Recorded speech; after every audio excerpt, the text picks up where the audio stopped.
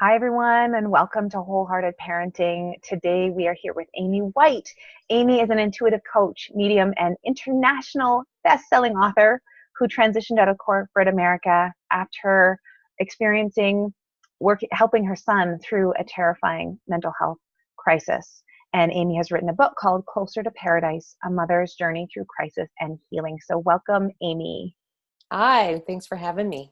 We are so grateful to have you here. I really feel like part of me could name this speaker series, the truth about the messiness of raising teens, because that is what has become so important, is that instead of people feeling like they're alone struggling with their experience, that we can just honestly share our stories of how hard it is and recognize that, of course, there are moments of joy and pride there, but there is devastation and heartbreak. So, Amy, thank you so much for joining us here. Yeah, thanks for allowing me to share my story. Yeah. So maybe we'll rewind a number of years when you were struggling with your teen. Just start at a place that makes sense for the beginning of your story. So, yeah, it really was a situation that happened pretty quickly. My son was approaching his 16th birthday, and over the summer, heading into the school year, we started to notice a change in his personality. He started the year very inspired and excited to make it his best year yet. And within a couple of months, he was getting darker and more depressed and more isolating. And I wasn't really sure what to do to help him sort of right self back on that path he had started on just a couple of months before. In the midst of all of it, he had approached me and said he wanted to start taking an antidepressant, which we thought was a little bit out of the blue. And I had somewhat thought, maybe it's just a bit of a normal teenage angst. So I was trying not to be overly concerned about it. But shortly after he started the antidepressant, everything started to spiral out of control. And before we knew it, we were in the psychiatric emergency department of our local hospital, and really realized how critical a situation he was in. Yeah. And so, sorry, go ahead. No, keep telling us your story. Okay. But that night that we ended up in the emergency room launched me on a journey that lasted almost 2 years of learning how to advocate for my son, learning how to face the stigma, the shame, and the blame that comes with having a child with mental health challenges. We ended up having to, put him into some residential programs at one point. There was a suicide attempt in the middle of all of this, and our insurance company was fighting us the whole way for the services that he needed. So it was a situation that not only did I have to really reach inside and find the strength to be a caregiver for my son in a way that I had never had to be before, nor had I any background in that. I also had to reach deep inside and face some of my own stories and my own belief systems about what it meant to be an advocate, what it meant to take care of myself in the midst of crisis. Was I selfish in caring for myself and putting my oxygen mask on first before I took care of, my son's needs? And it took almost the same length of time as he was going through his process for me to go through my process to realize all of the things that I had within me to really transform because of the experience. Incredible. An incredible opportunity, because I know that these things have the potential to make us feel like we are crumbling, and it can do that too, but also that you learned and had this sense of healing alongside your son is just so incredible. Can you peel back some of the layers of of how all of those different things kind of washed over you and some of those insights that you had, because I know that's a huge process. Yeah, absolutely. And and I will be the first to admit that when it all started, the one thing I wanted to do more than anything was like climb in bed and pull the covers over my head and just, batten down the hatches and wait for it to be over. It was scary. It was such an unknown that it was overwhelming, and it was all consuming. It really took over a lot of my space in my own brain of what did I do wrong? How did I cause this? What could I have done differently? Oh, there was that time I yelled at him when he threw a rock, and now, did that, contribute to this? And so there was so much of that self-blame and self-judgment. And as I said a few minutes ago, I was getting it also from the external, not only from my own thought processes, but from people who, had opinions about what was going on and how this had happened. And then even within the medical community, the people who were assigned to take care of my son were often pointing the finger as well, as me as a parent. And maybe if I hadn't traveled so much when when he was young and I was working, maybe then things would have been different. So I was faced with all of this. And it's very easy when you're both you have the message internally that you've done something wrong, and then you're hearing it externally, to look and say, wow, I must really be the root cause of this. And it took me a couple of months of really literally just doing what I needed to do to take care of him before I started to realize this is not going to just go away overnight. And I need to be able to really look at, how do I best support my son? And what does that look like? And some of that for me was, disregarding both the talk, track I had in my mind, as well as the feedback I was getting from other people, and saying, whether I was or wasn't the root of my son's issues, he needs support. And I need to make sure that I'm stepping up and getting him everything he needs regardless. And in that, recognizing that I had to take care of me first in order to make sure that he was well taken care of. And so for me, that meant I needed to be getting exercise, and I needed to be eating well, and I needed to be getting good sleep. I needed to turn my phone off and all my notifications off for hours at a time, just to get that break, that respite from the constant barrage of phone calls and insurance meetings and team meetings and everything that was required for the care of my son at that time. So that made me start to realize that I had been carrying around these belief systems about who I was and how strong I was and how good of a parent I was, because I was letting a lot of different stories impact the truth of who I was. And I realized through it, I was a really good parent. I am still a really good parent. But up until that time, I wasn't perfect, but none of us are. But I had really put that parenting, being a parent, as a priority, and being an active parent. I was involved. I was, encouraged conversation with my children.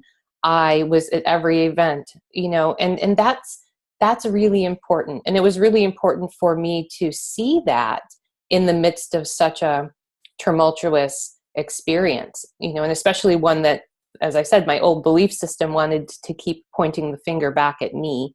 And sure, if it was all my problem, then I could fix it, right? But it doesn't always, work that way. In fact, it often does not. I'm grateful that you were able to describe that there is no such thing as a perfect parent, No. but that you were involved and engaged. And, the way you described your experience of your son and how quickly it went into a crisis situation, and you were there experiencing that. And I'm so grateful that the people watching can hear that message, because mental health if there was a magic cure or a way we could prevent our children from struggling with their mental health, of course we would do that for them.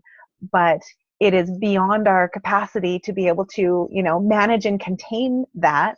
Mm-hmm. The best we can do is what you just described, which is being active, engaged, noticing when their request seems out of the blue or things are a little off. And I'm grateful that you could describe those really key moments, because that's as good as it gets. And I know that can sometimes put parents into that spin of fear that, really, that's all I can do.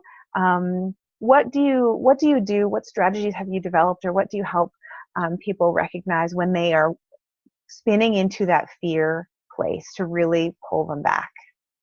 Well, I think what's really important is that we have to realize that our children are here to have their own experience and to have their own journey. We're caretakers of these beautiful beings that we were blessed with in our lives, but we're not the driver of their lives, and we don't control their lives, and we can't be there to stop them from falling or stop them from having an experience. And I think one of the things that was so empowering for me, and I've been able to actually have this conversation with my son, after the crisis was over and he and I healed our relationship, was that by allowing him to feel as though he had some say in what was happening to him and some choices that he could make along the way, it felt very empowering, because he realized that I trusted that he had this journey on his own, and I wasn't trying to. Though in the middle of the crisis, he would have said that I was trying to manipulate his experience. I actually was stepping back and allowing him to have some say in it, and some of his choices during this experience also created the path that he took. Some were harder paths to walk on than others, but it was his journey. And letting that go and realizing for me that there's a higher energy that actually has the oversight of our lives is a big deal. And I think when I work with parents, and because I do advocacy work with parents who are going through similar circumstances, and I say to them, it's really important that your child knows, in whatever capability they can in the moment, that you do actually trust that they know what is good for them, and that they can make some of those choices. And the best we can do, I think parenting is a lot like coaching, pee-wee soccer. It's redirect. It's and it's not necessarily demanding certain steps be taken, but hey, keep your eye on the ball. Hey, there goes the ball. Hey, maintain your position. Are really things that are important and also empowering. We don't want to disempower our children, because then they turn out to be disempowered adults, and that doesn't serve anyone, especially the greater good. Now, I love that you said, believing that there's some sort of bigger picture at play. Psychologists have known a lot about resilience since the 1970s, but one of the newer things that has come to the fore in the world of psychology is recognizing that if people can see that their life is a small piece connected to something much larger, whether we call that something much larger, the interconnection of the ecosystems or the divine God, whatever the belief system is, it doesn't matter the logistics of what the belief is, but just knowing that there is something much bigger that is at play, I think is so great, because it gives us that lift that we can release it and have somewhere to let it go to when we need to surrender. Yeah, and I think it's really important that as people, whether parents or in other areas, whether the parenting or in other areas of our lives, is that when we feel like we have 100% responsibility, we're often not able to get out of the way and let things unfold in a way that's actually with more ease and grace.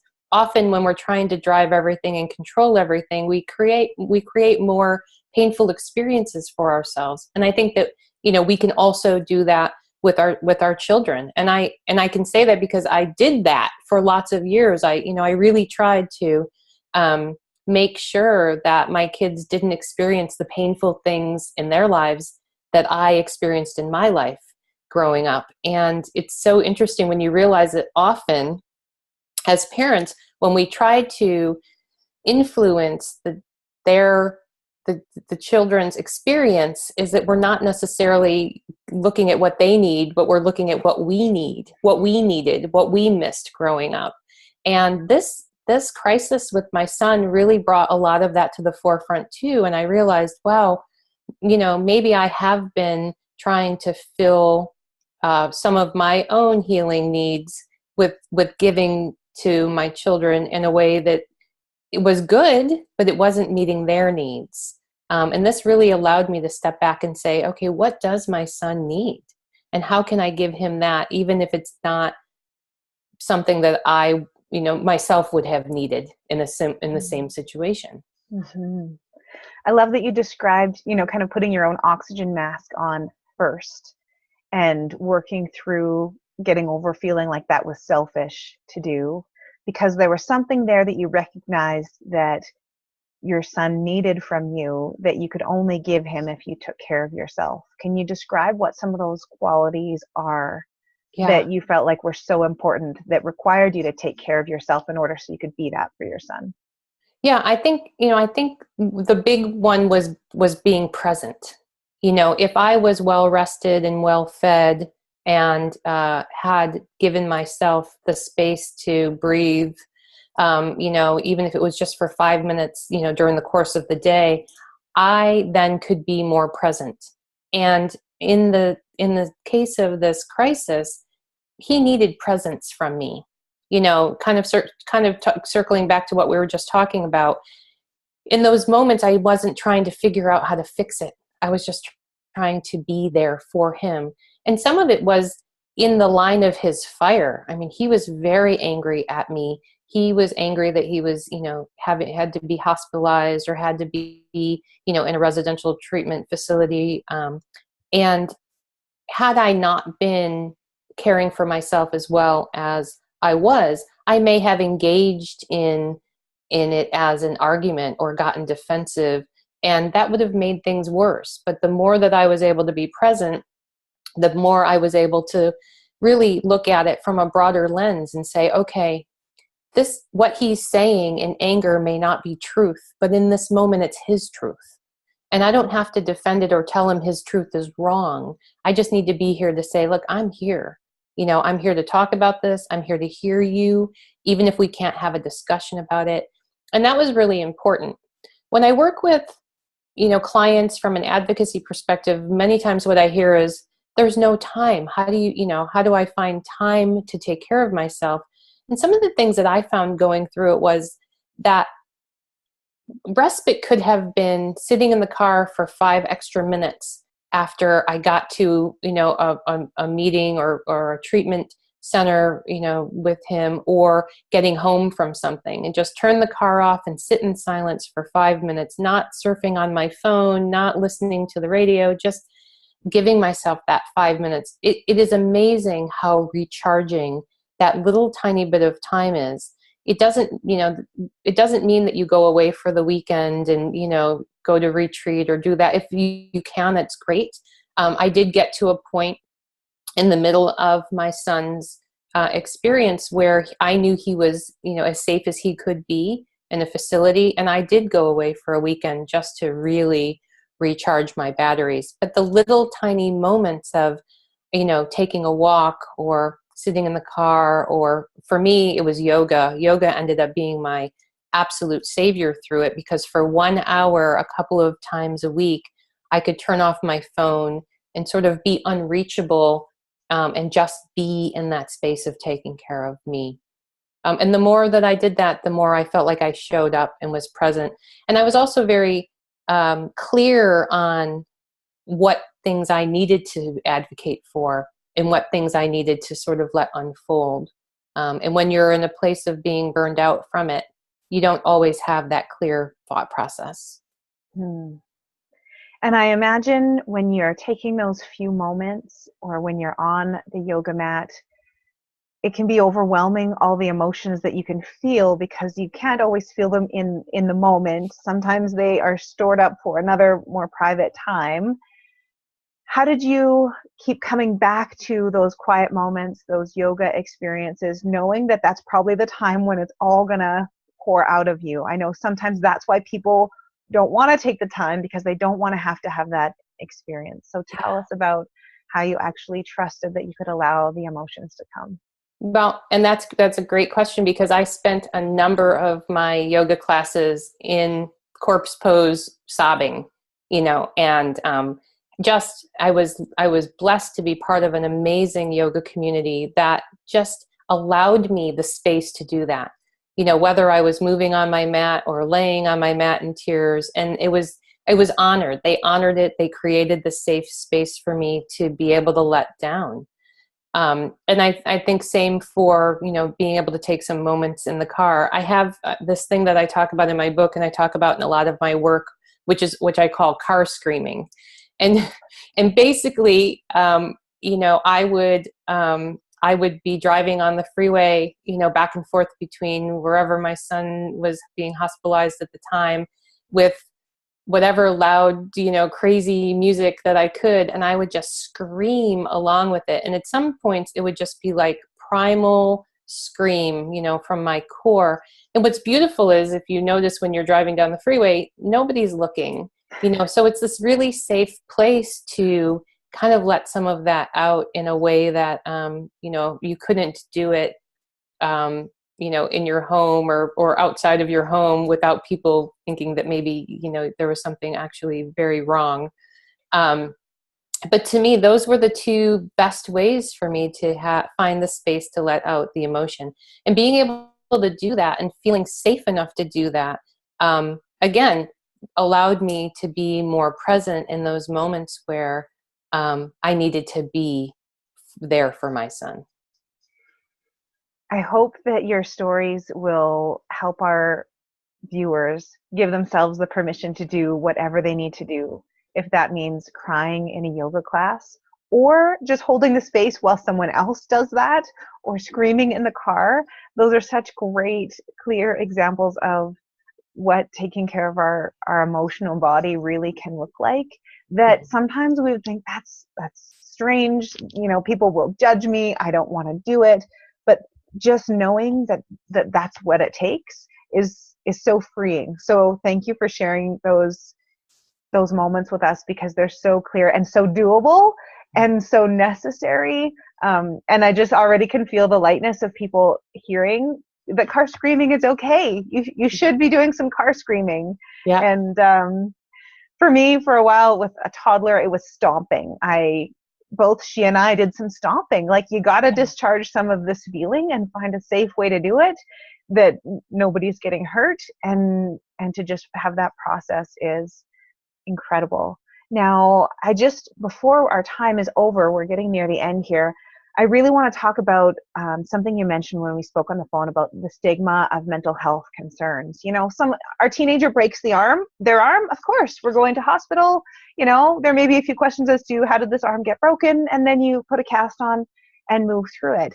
And yet in the world of mental health, which is mental health is something that we all need to have on our radar. It can affect people who are young, a higher incidence of mental health concerns for teens because of the chemistry of their brains and their bodies.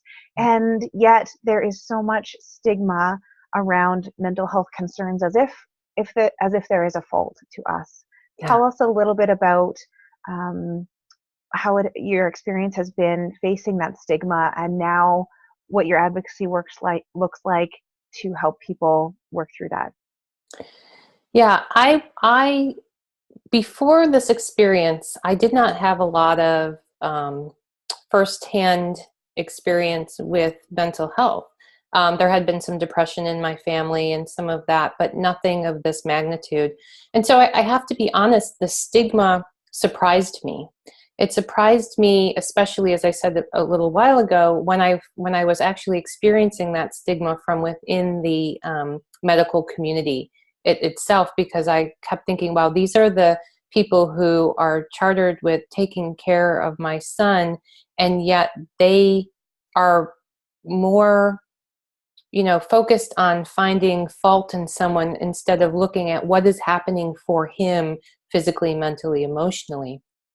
I when I first started to realize that I needed to, step up and take care of myself, and one of the things that I did was I started to ask around to people who I was working with, I had an acupuncturist I was working with, I was working with a chiropractor, and I said, this is what I'm experiencing. Do you know anyone else who's going through this? And my acupuncturist came back and said, I actually have a client who has a very similar experience as you. Let me speak to her and see if she's willing to have a cup of coffee with you. Because that's all I wanted. I wanted to talk, sit across the table with somebody who experienced the same thing as I did, just to know, okay, I'm not alone in this. And so a week later, I had gone back to an appointment, and I said, did you have a chance to speak to your client? And she said, I did. And the client is not willing to have coffee with you. And I was just floored. And I said, well, why? And she said, and this sticks with me. She said, no one knows what's going on with her son except for her husband, and their doctor. And I thought, wow, if that doesn't speak volumes for what we're doing as parents trying to support our children through this without any support, without any external support. Now, there are agencies and things that you can get involved with, but for me, it didn't seem to fit in. I really wanted that one-to-one connection with another parent who was experiencing the same thing. But at that moment, I realized how deep the stigma was. That this woman, this mother, wasn't even reaching out to her close circle of friends who was creating that space for her to heal, to mourn, to grieve, to, just offer a shoulder. And that's really one of the things I realized at that moment.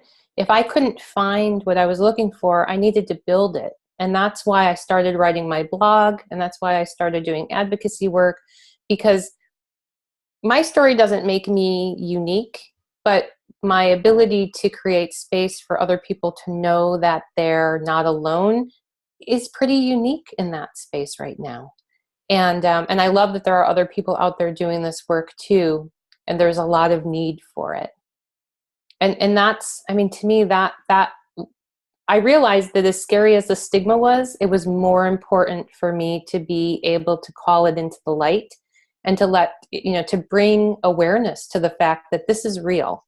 This isn't just a made up thing. And unfortunately, pop culture and the media and society paints a picture of mental health that's scary, and that's not necessarily accurate. And that just adds to the stigma, and that keeps people silent. Yes. From my own experience on the periphery of this as a high school teacher, I had one semester where two of my students, so I had multiple classes, but it was one class, 40 students, two of those students were hospitalized for their mental health for 30 days. And I was floored by that, recognizing that, and I had seen these students every day leading up to it. And I had conversations with them, and I knew there was some struggle there, but I could have equally have decided, recognized that there were similar struggles among 15 other of those students. There's nothing in my experience with them that would have made me register that they, compared to their peers, were struggling to the extent that they needed to be hospitalized. Mm-hmm. And that was frightening to me. And I was grateful that they had found the people. In the course of a busy classroom of 40, I'm not going to be the one that they're necessarily going to lean on for that. And I was so grateful that they had leaned into someone so they could find the support that they needed. But also knowing that after those 30 days are over, there are limits to how much support. And then there's the re-entry into the classroom, questions about where they've been, questions about how do we treat this person now? How do we respond to them? What do we look for? And now we're on high alert. Yeah. And so knowing that, especially with mental health, then it's not like a broken arm. Then there is this high attunement to, now how do we have to proceed with this, and what do we have to look for now? Can you Mm. give us a brief update as to how your son is doing now? Yes, absolutely. He is doing really well. It took him probably another 18 months or more after his last hospitalization to really start to feel himself like he was on the path to his own recovery. Um, and during that time period, he and I had a very tough relationship. He was very angry with me, as I'd said earlier, about some of the decisions that I had to make in the course of his treatment. And about 12 months later, he and I started to heal our relationship.